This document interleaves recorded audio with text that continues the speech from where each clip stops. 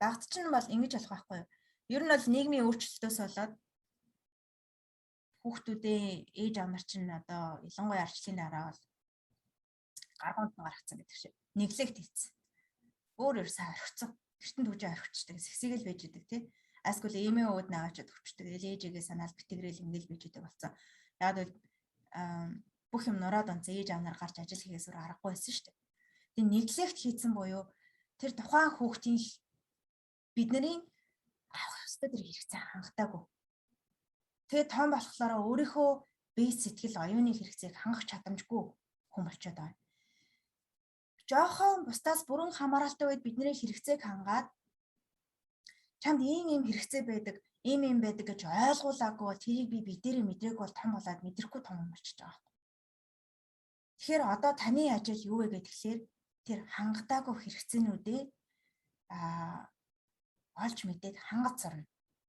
За энэ хэрэгцээг хангаж сураагүй бол энэ хэрэгцээг ямар нэгэн байдлаар хангах хэрэгтэй болно.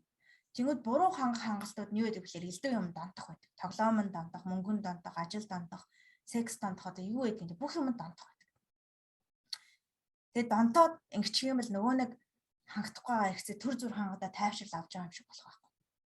Тэгэхээр яаж би эрүүл байдлаар өөрийнхөө бие сэтгэлийн хэрэгцээг хангах вэ? За биеийн хэрэгцээ бол яадаг вэ гэхээр хоол, ус, идэх, унтах. Тэгээд би дээрээ жинхэнэ амралтуудыг өгөх тэр дасгал хөдөлгөөн байдаг. За сэтгэлийн хэрэгцээ юу? Хүмүүстэй чин сэтгэлээсээ холбогдох, хайрыг мэдрэх. За сүнслэг хэрэгцээ гэхээр өөрийнхөө дотоод ертөнцтэйгээ холбогдох, бясалгал хийх, mindfulness хийх, уяны фитнес хийх, талархах. Ер нь бол чиний сүнслэг чанар сайн өгсөн эсэх нь юугаар мэдрэгдэх вэ гэхээр талархал.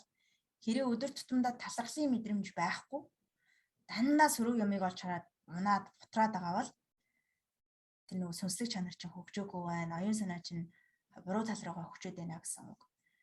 Тэгэхээр зориудаар бас талархлыг хөгжүүлж болно. Өглөө босч ирээд 3 талархж байгаа зүйлээ бичээд, өдөр цайны цагаараа 3 талархж байгаа зүйлээ бичээд, орой унтахтаа 3 талархж байгаа зүйлээ бичээд. Тэгээ бичих болгондоо давтахгүй байхаагаар бичээд иж болно шүү дээ.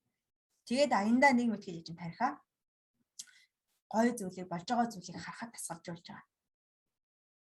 Тэгээ одоо бас баттгалууд хийж болно шүү дээ. Би хөөрхөн, би ухаантай, би гоё.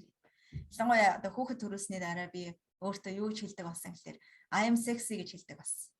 Тэгэхгүй болохоор за ингээд хүүхэд төрүүлээл гидс мэдс ингээ унжаад бүр хэцүү болчлоо.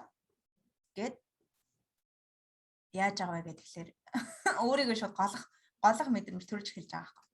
Тэгээд тэр мэдрэмж төрөөд эхлэнгүүт нь хөөе энэ ёстой буруу дэшин тархиа хөгжүүлэх гэж байна гэд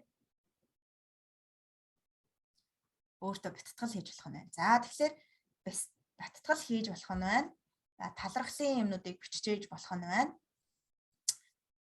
Өөр яаж юм бие арчлах тухайд, бие сэтгэлийнхаа тэр нөгөө хэрэгцээнүүдэд хангах тухайд юмнууд хийж эхэл.